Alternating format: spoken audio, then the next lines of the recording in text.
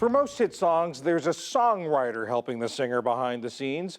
Jeff Bennett sat down with an artist who does just that with some of the biggest names in the music industry. Canadian-born songwriter and producer Tobias Jesso Jr. is one of pop music's most in-demand collaborators. He's now nominated for 3 Grammy Awards for his songwriting work alongside Adele and Harry Styles.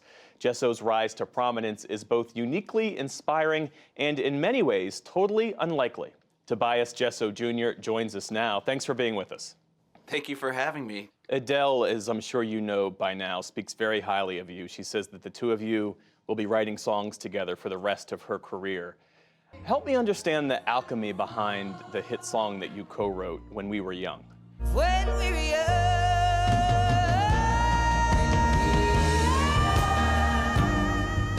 That was the first song I was ever sort of a co-writer for. That was the first session I had ever had as a professional songwriter, was with Adele. So I didn't really know how it was gonna go. We sort of just wasted a lot of time talking to each other and getting to know each other, and it turned out to be sort of what the song was just kind of talking about our childhoods and how we grew up, and it sort of led to how the song was made, which was kind of a fluke in a lot of ways.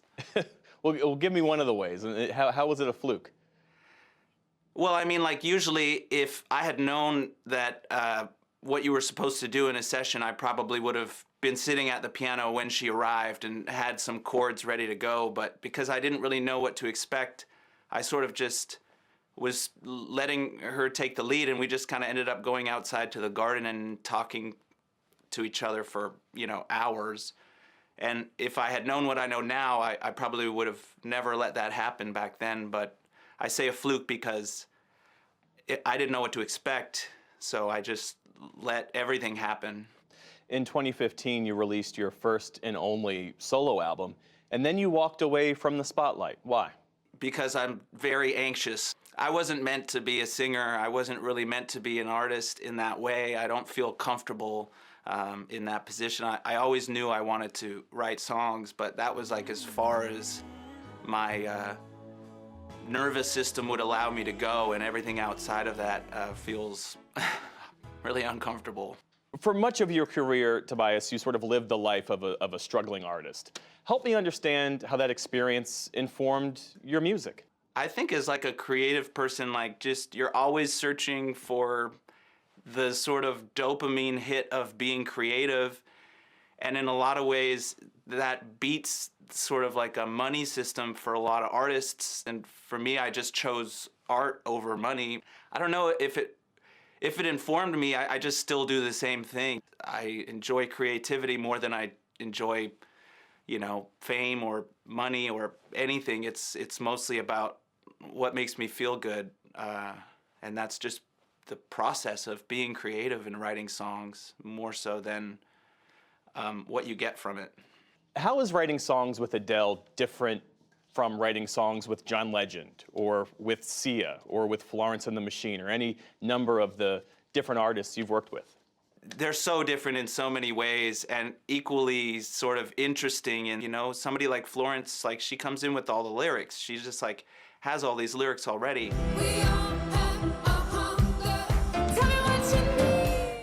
Adele, it's very much like a process of just slowly going through ideas and trying to find what is right for her, and what all of her lyrics and stuff come from just herself writing in trial and error and stuff.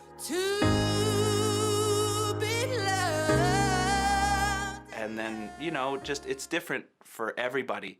That's sort of what I'm in love with about it all, is everyone has a different process, and I feel like I'm like a documentary camera, and I just get to see everyone's beautiful art being made, and I don't feel like it's my job to sort of influence it as much as amplify what they're actually trying to do anyways. Your first professional co-writing experience was with Adele, one of the most successful artists of the day. What was that like? What was that phone call like? I mean, it was amazing. It wasn't a phone call to me personally. They called my managers, but when I got to talking to them, they were like, "You want to sit down for this?"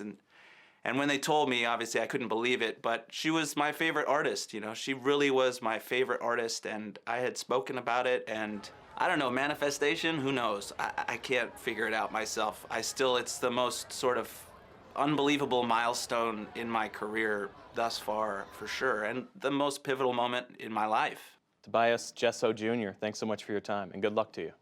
Thank you. Thanks for having me.